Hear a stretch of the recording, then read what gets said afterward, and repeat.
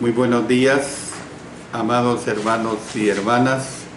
Les saluda el hermano Alexander Castellanos desde la Iglesia de Cristo en Ciudad Merliot, República de El Salvador. Estamos estudiando el Día del Señor. Hoy, como Día del Señor, estamos estudiando el libro de Éxodo. Es una parte muy interesante lo que vemos en este episodio de los inicios que tenemos en la palabra de nuestro Dios. Hoy vamos a ver las lecciones número 81 y 82 y vamos a continuar estudiando el capítulo 22. Vamos a estudiar los versos 1 al 17 y luego nos vamos a trasladar a los versículos 21 al 27. Probablemente a lo mejor sean 2 o 3 lecciones, depende del desarrollo que se dé y del tiempo que me permita este estudio. Y el tema que vamos a estudiar es siempre sobre el libro del pacto, que trata cómo honrar al prójimo y a Dios. Esta es la primera gran parte, porque serán 2 secciones que voy a presentar de este tema sobre el libro del pacto, cómo honrar al prójimo y a Dios. Bueno, pero antes quiero dar un anuncio. El día de mañana reinicio el estudio del libro de Colosenses. Recuerden que el lunes recién pasado, por consulta médica, no pude dar la disertación de ese día. Yo quiero decirles que esta será la última sección del libro de Colosenses. Van a ser al menos unas 6 lecciones que presentaré. Con estas 6 lecciones culminaré el estudio de Colosenses y por el momento estoy deliberando cuál será el próximo estudio que voy a dar los días lunes.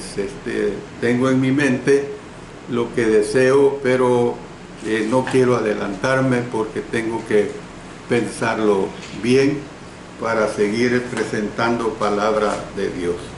De manera que ahorita nos vamos a poner en oración para que el Señor me dirija en lo que les voy a presentar. Padre nuestro, te agradecemos enormemente por presentar palabra de Dios en este día tuyo, día especial para ti y para tu iglesia. Gracias, Señor, por ello. Permite que el Espíritu Santo sea quien me dirija, que todo lo que exprese sea entendible, sea de mucha edificación para cada uno de nosotros. Oramos en el nombre de nuestro Señor Jesucristo. Amén. Amén. Bueno, en este estudio que vamos a estar presentando sobre el libro del pacto, cómo honrar al prójimo a Dios, en su primera parte,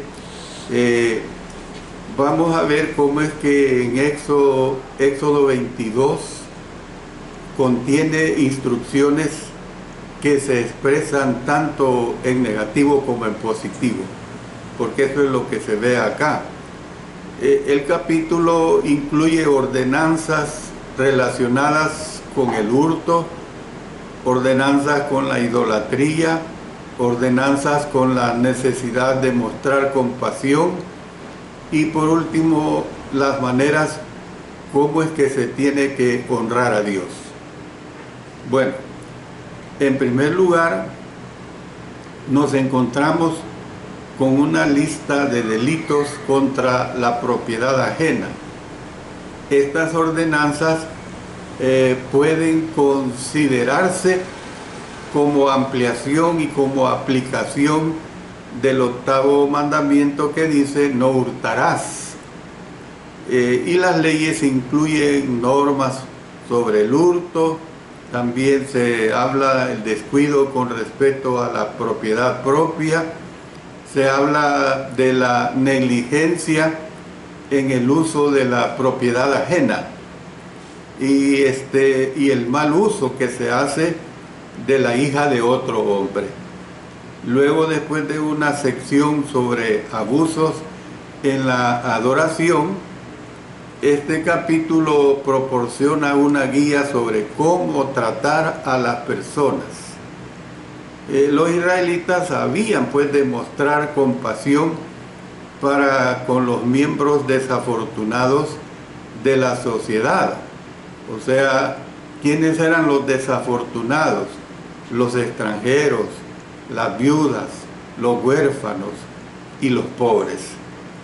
Y por último, se dan instrucciones sobre las formas adecuadas de honrar a Dios. Claro, todo esto que yo les he presentado haciendo un ligero esbozo de lo que se va a tratar, lo voy a ir considerando en el orden que lo he mencionado. Entremos a ver la primera parte. ¿Cuál es esta primera parte? Se refiere a delitos contra la propiedad, que está comprendida versos 1 hasta el 17 del capítulo 22 de Éxodo. Primeramente vamos a ver acerca de el hurto, que específicamente lo habla en los versos 1 al 4. Los versículos 1 al 4 presentan el primer grupo de leyes de esta sección. Estas se relacionan con el hurto cuando un hombre le roba a otro. Cada ejemplo determinaba si una persona era culpable de quebrantar el 8º mandamiento y si así era, cuál debía ser la pena. Yo una vez más les aclaro, estas son situaciones que se trataban de acuerdo a las condiciones que Dios determinó en aquellos tiempos. No tenemos que verlo desde el punto de vista de aplicaciones de las leyes actuales de nuestro país o de cualquier país. Esto es bien claro. Bueno, entonces vamos a leer los versículos 1 al 4. Cuando alguno hurtare buey u oveja y lo degollare o vendiera, por aquel buey pagará 5 bueyes y por aquella oveja 4 ovejas. Si el ladrón fuere hallado forzando una casa y fuere herido y muriere, el que lo hirió no será culpado de su muerte. Pero si fuere de día, el autor de la muerte será reo de homicidio. El ladrón hará completa restitución. Si no tuviere con qué, será vendido por su hurto. Si fuere hallado con el hurto en la mano vivo, sea buey o asno u oveja, pagará el doble. Bueno, hay dos versiones que reacomodan estos versículos anteriores, pero el versículo 1 establece un principio. ¿Qué es lo que dice? Si alguien hurtare buey u oveja y luego se deshace de él, dice que tiene que pagar 5 veces por el buey y 4 veces por la oveja. Más adelante yo voy a hacer una consideración al respecto de esta declaración. La diferencia en la restitución se basa probablemente en el hecho de que el buey era más valioso para la familia que las ovejas mismas. Yo recuerdo cuando era un niño de quizás de 10, 11 años, cuando allá en Chalchuapa los tíos, abuelos, compraban una yunta de bueyes y ellos decían, esta yunta hay que amaestrarla. O sea, esa yunta no estaba hecha para jalar una carreta. Entonces,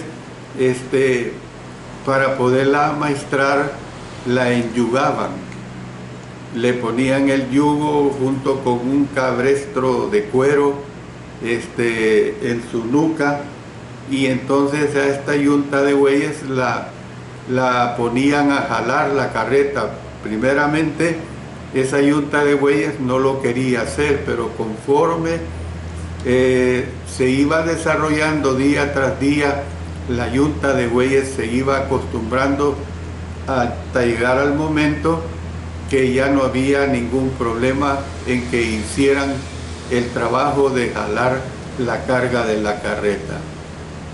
Bueno, un buey entrenado no era únicamente más valioso, sino más difícil de reemplazar que una oveja, por lo que he dicho, ¿verdad? Porque una yunta de bueyes tenía que ser amaestrada para que desarrollara su trabajo de jalar las carretas. Tal vez el aspecto más importante de este castigo consiste en lo que no incluía, a diferencia de otras leyes del antiguo cercano oriente, la ley de Moisés nunca exigió la muerte o mutilación del cuerpo por delitos contra la propiedad. Nunca exigió eso. Por ejemplo, cortarle la mano a un ladrón. Nunca exigió eso. Sin embargo, me remonto a nuestro país. Se dice que cuando aquí gobernó el presidente Maximiliano Hernández Martínez, cuando capturaban a un ladrón, lo primero le tocaba la cárcel. Si incidía, le cortaba no sé si 1 o 2 dedos, y si volvía a reincidir le cortaba la mano, según las anécdotas que dicen. Y claro, pues eran leyes duras, pero la delincuencia fue bastante controlada.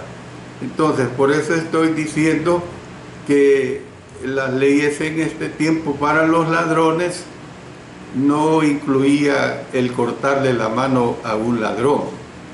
A diferencia pues de las sanciones requeridas por hurto hoy en día, la ley no prescribe confinamiento o pasar tiempo en prisión en aquellos tiempos.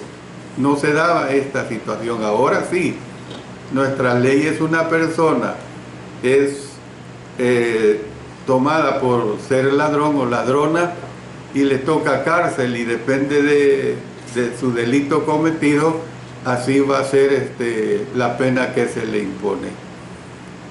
En ninguna parte de la ley hay provisión para encarcelar a alguien, o sea, la ley mosaica me estoy refiriendo. No había una fuerza policial como las nuestras, ¿verdad? Ni cárceles en el antiguo Israel. Esto que quede bien claro. Pero de una u otra manera las leyes eran drásticas. Bueno, este principio fue ampliado para responder a 3 preguntas implícitas, a las cuales me refiero. Pregunta número 1. En vista de que el ladrón no había de sancionársele con la muerte, ¿qué pasa con un ladrón que era muerto durante la comisión de un delito? Porque esto lo hemos leído. La respuesta se encuentra en el versículo 2.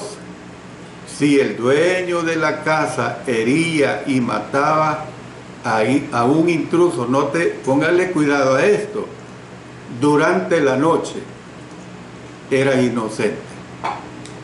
El lenguaje podría sugerir que no tenía intención de matar al ladrón cuando lo hirió. Y mire lo que dice, lo que ya hemos visto en Éxodo 21:12. El que hiriere a alguno haciéndole así morir, él morirá. Sin embargo, si el dueño de la casa mataba al ladrón después de que saliera el sol, miren la diferencia, será reo de homicidio. Por ser culpable de la sangre del ladrón muerto, el dueño de la casa estaba sujeto a la pena capital. Miren qué cosa.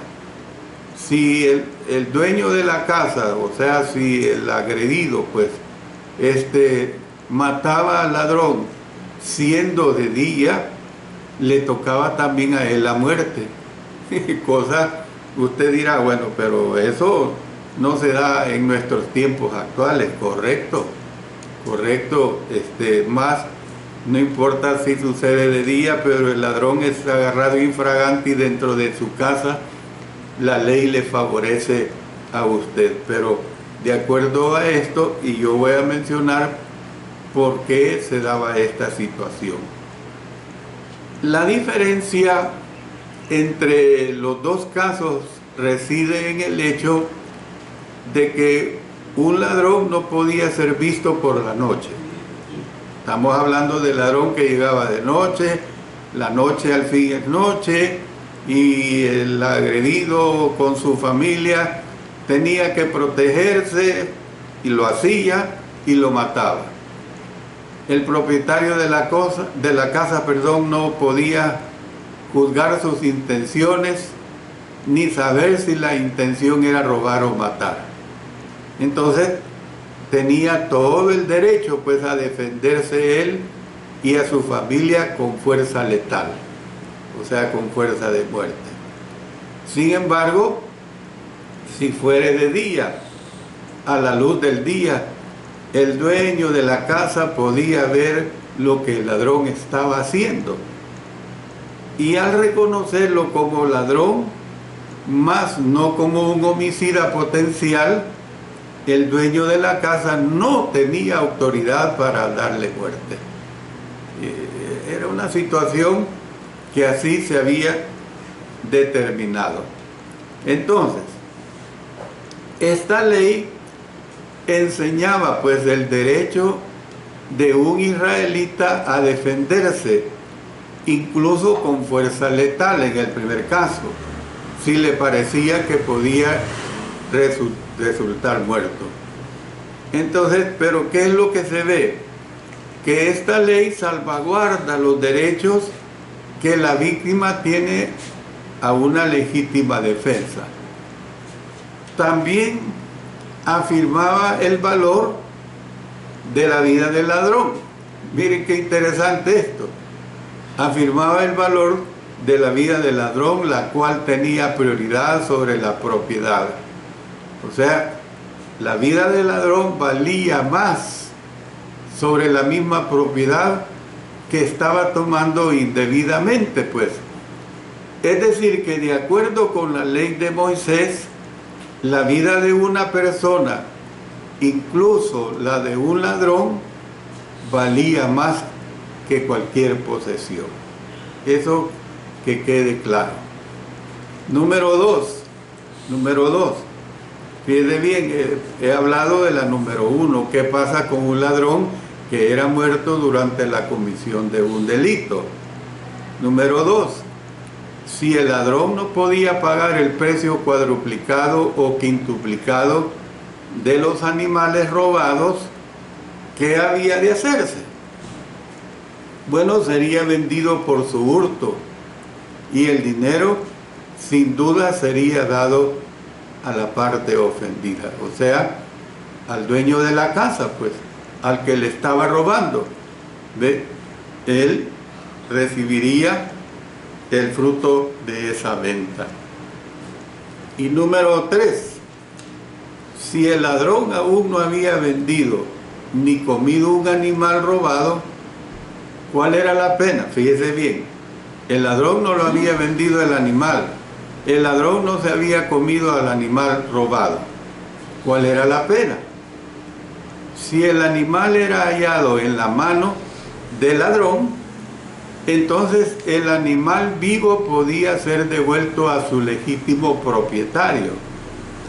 En vez de pagar 4 o 5 veces su valor, el ladrón entonces había de pagar el doble de su valor. O sea, el equivalente al animal robado más otro animal.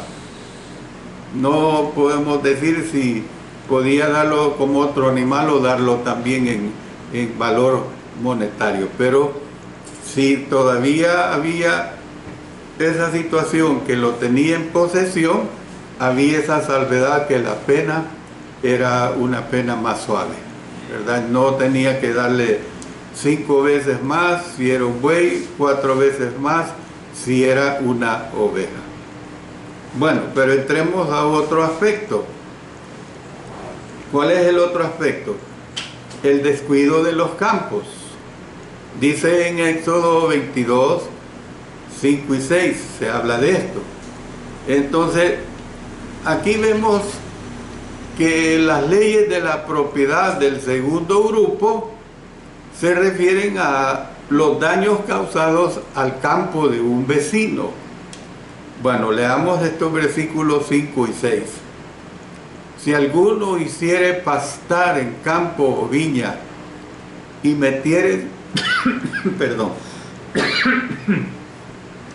y metiere su bestia en campo de otro, de lo mejor de su campo y de lo mejor de su viña pagará.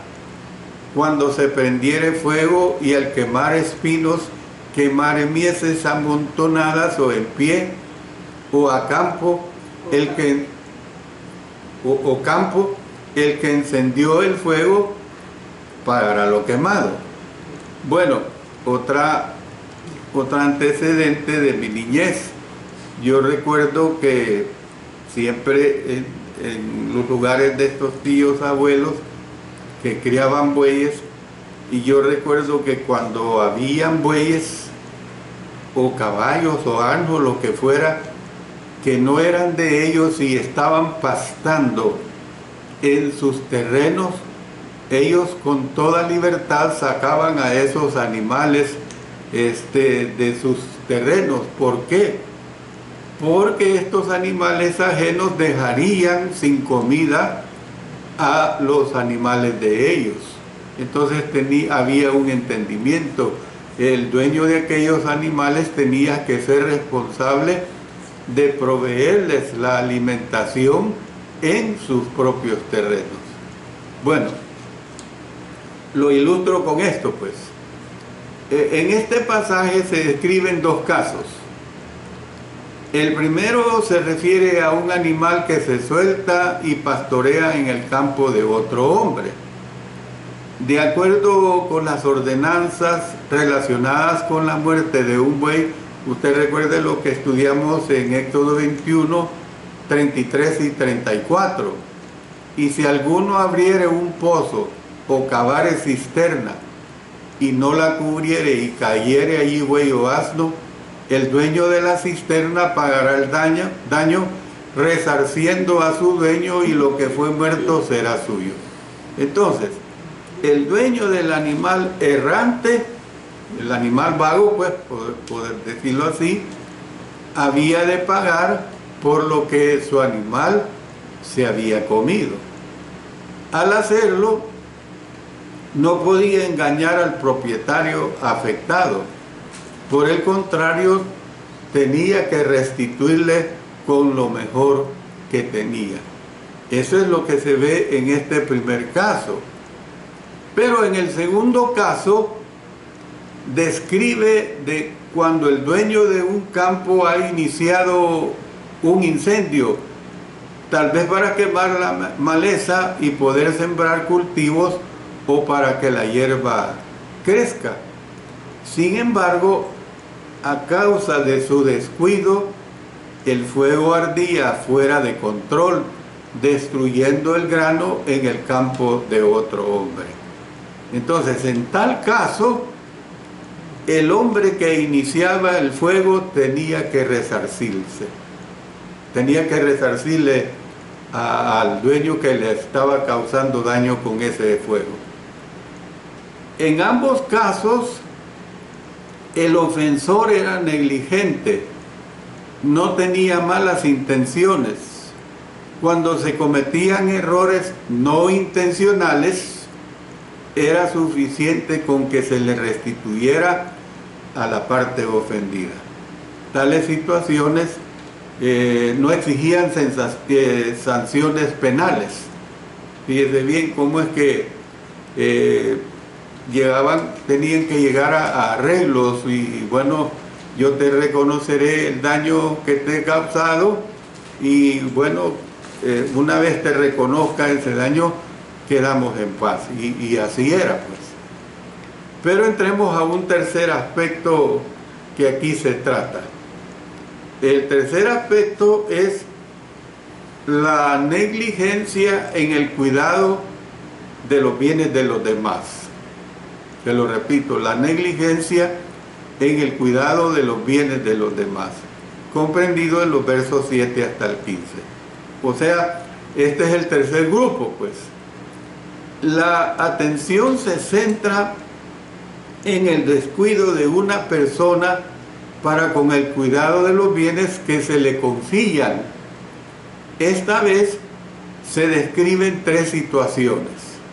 Una involucra plata o alhajas que se guardaban por otra persona. Una segunda involucra a un animal que se le guardaba a otro. Y una tercera que implica la pérdida de la propiedad prestada. Fíjense bien, una que le ha dado plata o alhajas, o sea, tesoros, pues. Podría ser no necesariamente solo plata o alhajas, sino algo valioso. Segundo, que le había dado un animal a que se lo cuidara. Y tercera, la pérdida de una propiedad prestada. O sea, habían, a pesar de que se estaba haciendo favores, pero habían responsabilidades. O sea, yo le voy a ilustrar esto. De repente, vamos a suponer que el vecino tiene un niño o niña pequeña de 4 o 5 años, niños de cuido, y viene el vecino o la vecina, le dice, mire, fíjese que yo tengo una cita médica, cualquier otro compromiso, y quiero que me haga el gran favor de cuidarme a mi niña o a mi niño. Y entonces usted acepta. Desde el momento que usted acepta, usted está siendo responsable por el cuidado de ese niño o de esa niña. Y entonces la responsabilidad suya es que cuando venga su madre, su padre, se lo va a entregar intacto. Pero ¿qué pasa si sucede algo a ese niño o niña en el cuidado encomendado a usted? Usted es responsable, porque usted aceptó de voluntad. Una cosa es que usted le hubiera dicho, no, mire, yo no quiero esa responsabilidad, pero desde el momento que usted aceptó esa situación, asume esa responsabilidad. No es así por así, nada más por decirlo. Bueno, vamos a leer lo que tenemos en los versos 7, 8 y 9. Miren lo que dice. Cuando alguno diere a su prójimo plata o alhajas a guardar, y fuere hurtado de la casa de aquel hombre, si el ladrón fuere hallado, pagará el doble. Si el ladrón no fuere hallado, entonces el dueño de la casa será presentado a los jueces para que se vea si ha metido su mano en los bienes de su prójimo, o sea, considerado como sospechoso, ¿verdad? En toda clase de fraude, sobre buey, sobre asno, sobre oveja, sobre vestido, sobre toda cosa perdida, cuando alguno dijere, esto es mío, la causa de ambos vendrá delante de los jueces, y el que los jueces condenaren pagará el doble a su prójimo. Bueno, este caso trata de plata o alhajas que se le confían al prójimo. Tal arreglo sin duda era posible antes de existir los bancos, o sea, Usted tiene que remontarse a esos siglos atrás, pues. Si un ladrón hurtaba algo que se le había confiado a otro, entonces había de pagar el doble del valor de lo que había robado. Mire lo que dice, lo que ya hemos visto en Éxodo 22:4. Si fuere hallado con el hurto en la mano, vivo, sea buey o asno u oveja, pagará el doble. Sin embargo, si el ladrón no era hallado, entonces el verdadero dueño del objeto robado tendría únicamente la palabra del dueño de la casa, diciéndole que el artículo había sido robado. Si esto ocurría, podría creer que la persona a quien había confiado su propiedad realmente había vendido sus bienes y se había quedado con el dinero. O sea, podía darse esa situación de sospecha, de aprovechamiento. En tales circunstancias, ambos hombres comparecerían delante de los jueces en una especie de tribunal, pues. La palabra que se traduce aquí como jueces, mire lo que dice en los versos 8 y 9, si el ladrón no fuere hallado, entonces el dueño de la casa será presentado a los jueces para que se vea si ha metido su mano en los bienes de su prójimo, en toda clase de fraude, sobre buey, sobre asno, sobre oveja, sobre vestido, sobre toda cosa perdida. Cuando alguno dijere, esto es mío, la causa de ambos vendrá delante de los jueces, y el que los jueces condenaren pagará el doble a su prójimo. Entonces, la palabra que se traduce como jueces, ya lo hemos visto en la lección anterior, es Elohim, y puede traducirse como Dios. Entonces, mire lo que dice también, recordando en Éxodo 21:6. Entonces su amo lo llevará ante los jueces y le hará estar junto a la puerta o al poste, y su amo le horadará la oreja con lesna y será su siervo para siempre. Adornando esto que estoy diciendo de horadar su oreja, esta semana, como yo di esta lección de horadar, cuando el siervo quería quedarse con el amo de por vida y se le horadaba con la lesna la oreja, como quien dice, esta es propiedad mía eternamente. Y este hermano, creo que de México, me escribió y me dijo, muy buena lección, hermano, yo quiero que el Señor horade mi oreja. Qué bonito, ¿verdad? Entonces, si quiere decir delante de Dios, entonces el acusado había de comparecer ante los representantes de Dios, probablemente en el santuario, sea que la palabra se traduzca como jueces o como Dios, no cambia mucho su significado.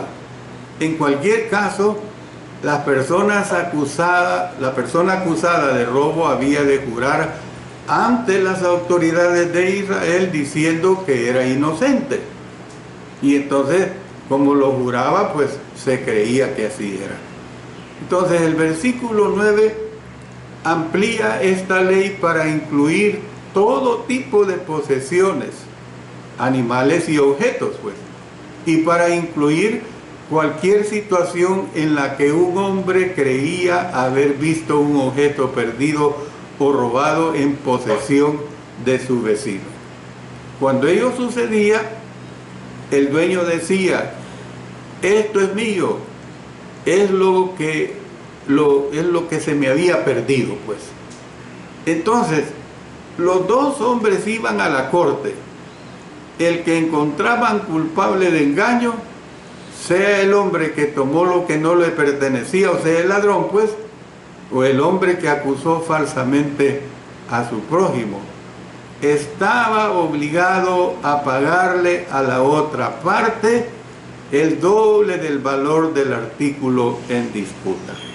Pero fíjense que aquí viene una especulación. Esa es una especulación lo que voy a decir ahorita. La incógnita es, si estaba robando, evidentemente era porque no tenía. Sin embargo, el castigo era que tenía que resarcir el doble a la víctima. ¿Cómo? Yo eso no se lo puedo decir yo, pero que lo tenía que hacer y lo hacía era una realidad. Es como cuando un condenado en nuestras leyes le ponen 10, 15 o más años, pero le dice tiene que devolverle a la parte afectada $3,000. Bueno, y si va a la cárcel, ¿de dónde va a tener ese dinero? Ese no es mi problema, el asunto que la ley así lo dice. O probablemente el que robaba, otra especulación, pues, era porque era una persona cleptómana. O sea, las personas que roban sin necesidad, personas que tienen de cómo llevar su vida en cuanto a sus necesidades materiales, pero que realmente tienen ese problema, es una enfermedad mental, la cleptomanía. Yo recuerdo en mis años de juventud en la iglesia que sufrí con una hermana que tenía ese problema, desaparecían las cosas de repente porque tenía ese pecado bien enraizado. Entonces mire lo que dice acá, los versos 10 al 13. Si alguno hubiere dado a su prójimo asno o buey u oveja o cualquier otro animal a guardar y éste muriere o fuere estropeado o fuere llevado sin verlo nadie, juramento de Jehová habrá entre ambos de que no metió su mano a los bienes de su prójimo, y su dueño lo aceptará y el otro no pagará. Mas si le hubiere sido hurtado, resarcirá a su dueño, y si le hubiere sido arrebatado por fiera, le traerá testimonio y no pagará lo arrebatado. En el versículo 10 se describe a un hombre que le ha pedido a su prójimo guardarle algo. Sin embargo, esta vez es un animal. Al igual que en los casos anteriores, lo que le fue confiado al prójimo se ha extraviado. En este escenario muere, es estropeado o es llevado sin verlo nadie. Entonces, una vez más es posible pues que la persona que guardaba el animal realmente lo haya tomado. En este caso, un juramento de Jehová, hecho quizá en la presencia de los representantes del Señor, ponía fin al asunto. Si el que tenía el animal hacía tal juramento, el dueño del animal había de aceptar su palabra y no requerirá que él le restituyera. O sea, estaba hablando ante los jueces, pues, y si estaba hablando ante los jueces, entonces tenía que creer. Si el animal hubiera sido hurtado, entonces la persona que guardaba el animal había de resarcir al dueño, o lo que dije hace un momento, al dueño del animal, que se lo dio a guardar y que se lo robaron o se le perdió, lo que sea, presumiblemente por negligente, porque no le puso cuidado. El ejemplo que ponía del niño que le entregan a usted a cuidarlo. No tenía que pagar el doble porque no era culpable de un delito. Si el animal era arrebatado por una fiera, se le requería mostrar el cadáver al dueño del animal como prueba, pues. Miren lo que dice, yo lo ilustro esto con Amós 3:12. Vamos a Amós 3:12. Así ha dicho Jehová: de la manera que el pastor libra la boca del león, 2 piernas o la punta de una oreja, así escaparán los hijos de Israel que moran en Samaria, en el rincón de una cama y al lado de un lecho. Entonces, no tenía que hacer restitución, ya que un hombre no podía culpársele por lo que había hecho un animal salvaje. Pero mire lo que dicen los versos 14 y 15. Pero si alguno hubiere tomado prestada bestia de su prójimo y fuere estropeada o muerta, estando ausente su dueño, deberá pagarla. Si el dueño estaba presente, no la pagará. Si era alquilada, reciba el dueño en alquiler. Yo me voy a quedar acá, hermanos, por razones del tiempo. Y voy a dejar para la hora del sermón este tercer caso que se habla acá con suficiente claridad. Mientras tanto, pues, yo no dudo que de todas estas enseñanzas hay demasiado beneficio para nosotros. ¿Cómo es que si había drasticidad de parte de Dios en aquellos tiempos, cómo es que no habrá drasticidad ahora en nuestros tiempos? Que hay corrupción, eso ya lo sabemos. Que muchas veces las leyes no se quieren aplicar como son, también lo sabemos. Pero una ley escrita es una ley que se tiene que cumplir, y no digamos las leyes de Dios. Oremos. Señor Dios Todopoderoso, te damos gracias por el estudio de tu palabra, que siempre nos ayude a hacer lo mejor delante de ti en todo momento y en cualquier circunstancia. En el nombre de nuestro Señor Jesucristo. Amén. Amén.